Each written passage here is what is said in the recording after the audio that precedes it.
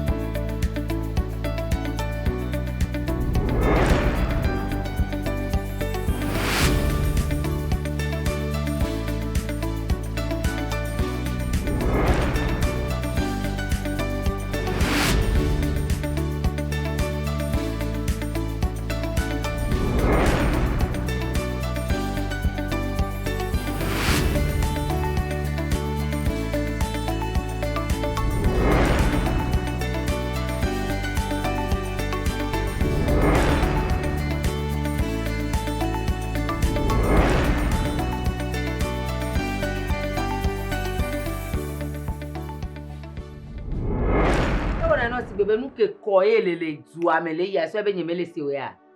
Ike ko do wa me ko zo hotel. Bolo ofe. Ahasi ofe. Nou gbegle de sia de ofe me ganye deal ofe yo. Nyeme nyanko kanto kom ye ma chone wa. Ntu be bolo ayu nyon to a. Menya bo ka won lo. O me nya onye o janya. O me nya onye o janya. Ntu asha ho ehun ne pe o. Ahora. O do wa me ya ko zo hotel ko afo. Ntu ba sha wa ayu nyon to. Ayu nyon to. Ya kan to ko e ti la gbo. Menya mata de nyon wa mo wi de ke blave. E de over mi anya be de over. Menye ma o e don to ya ne po ade. Simpe. E we e ji bele ka bo a. O ponpo de mi e. O shijego. Aju anyaga. Corona tenonjo, babasua tenonjo, gonorrhea tenonjo, ate ho sida fa, ate ho do pang fa. De mo vo fonje na me chile fa de mo na nkule la yima be do le tuya de le nchi o ko de chile fa. We a syphilis e le gbo. Ese me alo. Syphilis ye le gbo. Fika de vie ari. Va bien. Va bien. E a le ngoti nyeme. Akwacha jina diwa. Ala ngoti o mu. Ne po aso be ndo yin. Cho, enya ko di mi anti mi menya azi o kle na po ka nyu le mu de ya ka mi.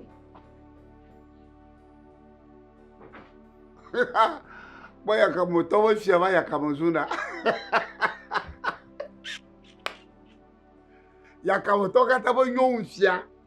Mpachi leshi okuna kpaba bi glore pampu ai si o si jego la o si jego nyanga o nyon avo o nyon be sha majesho ale sasan kwi me domoko bo azuko kro no ai haloko choku we na zunya ba yakama Bella de ha Papa!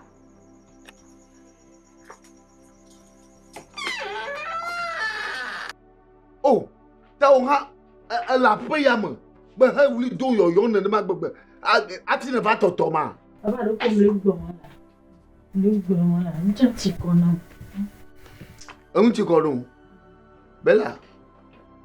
Fifiere onha je no ba sha wa goma. Ah. Dodlele yo gbegbe no lere nchi yima onha je wo chacha ngoma fika chovia O pa to vi acho amla pe ma ni cho kura gbaga di mo gbo fi an to chamra mi fifia hodokun ho contrat re gbodo am nchu obe contrat c'est quoi et tu le ba en ma fi je ngbe ko pra ajo afon mo bla nchi laka chiko ajo yi Bella, après y'a mon noga. Papa, you know the cola. No mo so jeju fun ma viere. E ta ko e che hie. Attaque ya cheshin. Rien. Makpo kwete bana. Ay! Yesu. Wureka. Chichi le nie be do gbodu am. Chi. Okay ya. Bella. Ngaka nke ya. Shigom. Uno nya gronko ni mo pepo. Hey. Mo lagi bien.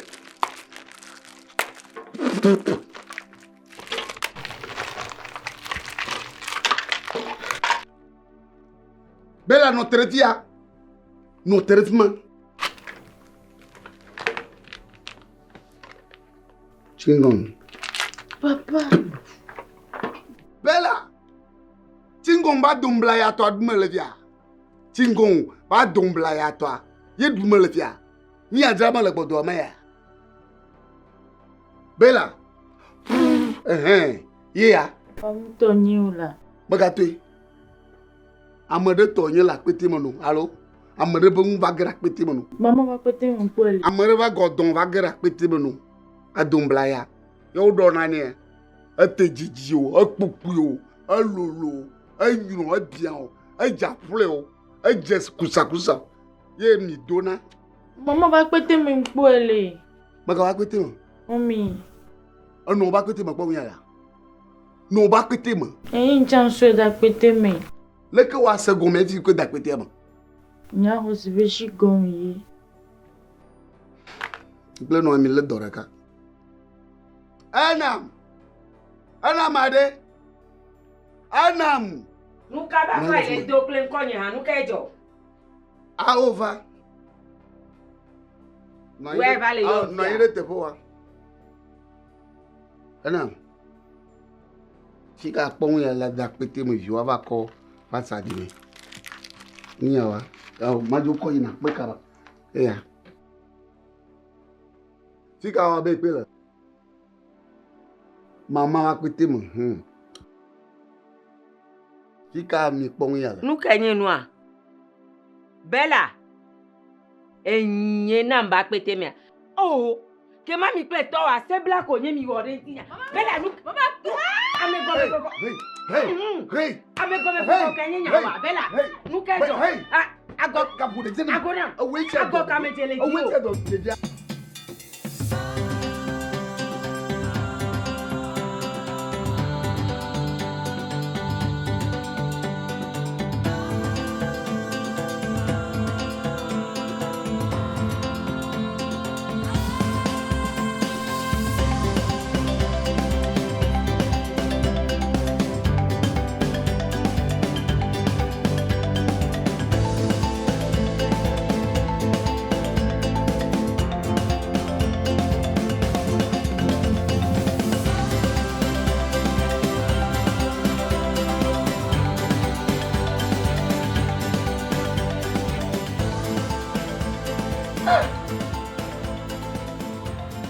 Nkrivi o kudu mare.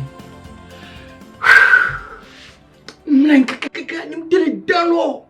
Mtele mati do.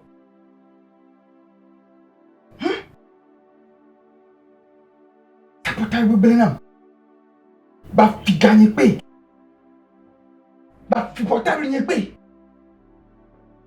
David mate o moi. Jesse David fifia. Sous des vies. Mika pwela on moi. Solivia.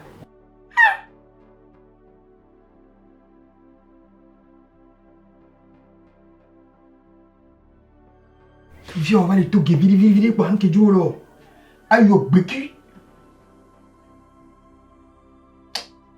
Mika on kume puri to gbe. Même les arrêts ne pom le waye. Ba mpone le ni a ekoya mi. Kikujima. Okay, nyante mdawa. Nfana divi no vile gbole ni ani mu no kekekeka. Akuto na akuto yo na devia. Divi puri wana. Ami, bon, ndi kan kuma ko dona haja. Keto kaka keto kaka tama do review obi how. Hein? Allo wala mi akudo wo ma.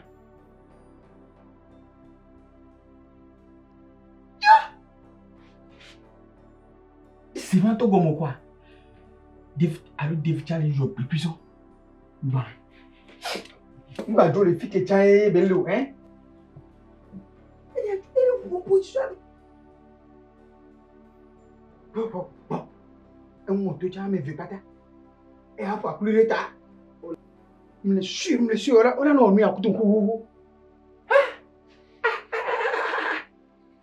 O dun to gbalolo.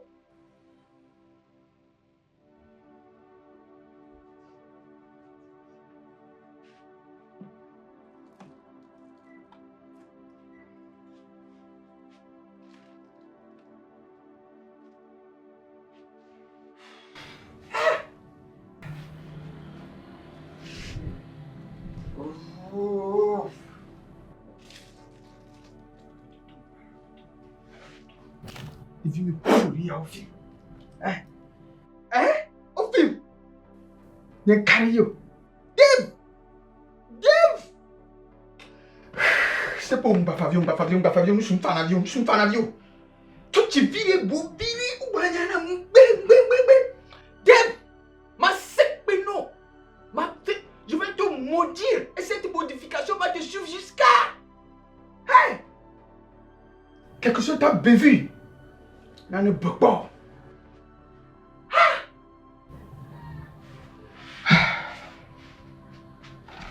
Nan keba. Malé ni boy. Keba ni ngé quoi, malé ni boy. My village king. Village ma. Je vois un dieu tchakari fou ntima.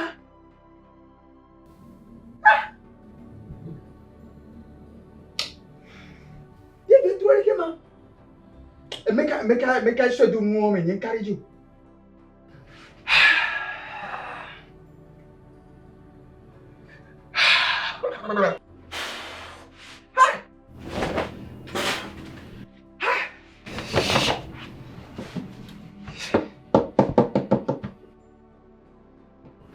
Games! Odo school.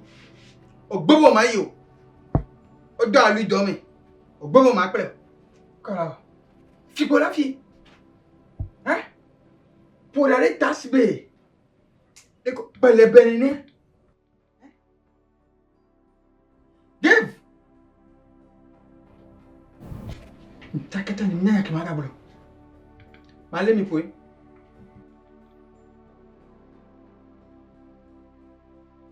Que beni nye pa mi babo. Minyan ke mawa. Nya fike mi nona.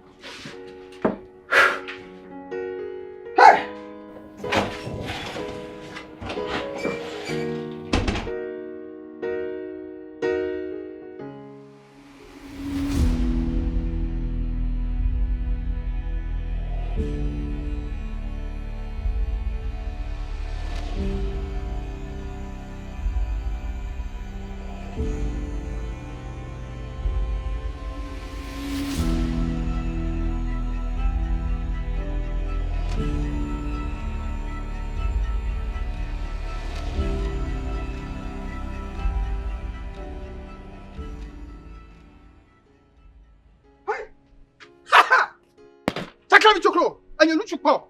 Amare ke mate fimo. To tu vire boviri.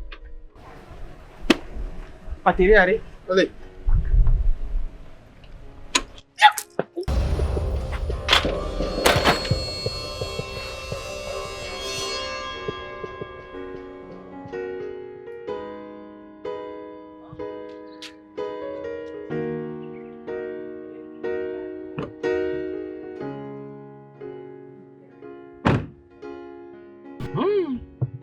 Debe, eu colo por look nela. Kaba do voa mas ka voa ma klere. E jije ko lo gugugu.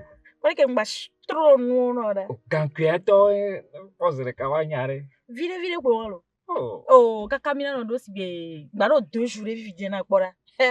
L'Américain comme il est mieux. Te pereka comme yoa. E baba ideka eve. Oui. Pas bon. Afokpa oui yo do le chobo se mi o mega yan. Allô? Ma plenun tonto azokokwe. Ne to dene zo na ri kwa. Eh, ki o kaka dim jama do ayame. Bebe ne hanyo dore. Oh, kaba eduji nya fudu polo la. Allô? O mate o nyame ya. Agbena ti o. Wala pale mate gbare gidogo. Chérie, non te la mi le gblonya re téléphone nyebe nyare. Kaka ga ki mi gblo téléphone wa be nyobe na re. Yela o bam jolo wo si be nyem le. Mva ngobe. Hello. Yeah. I am going to Decon. Decon. Yeah. Okay, ita. Okay. Bagavo. Let's roll the fere. Na ya be ita ko e. Yeah, got how much? Akpo yato. 15,000. 15,000. Yeah. Now yeah. 50,000. 50,000. Second time. 20. Yeah. 20,000. Okay. 20,000. Yeah.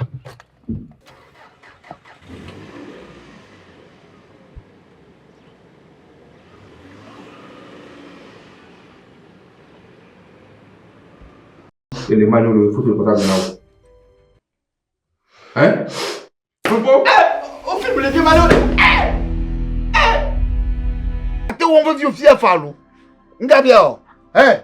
Ma kankan mo lo so se re jare. Akakanga. Onya le ke o ki we po ga so prete. Eh, nale nyama wa. Onya le ke ma o ki wa po ga so prete. Nale nyama wa ti do fia. Ale nyira. Acabale ça. Non, hey. Voici quoi les carrés.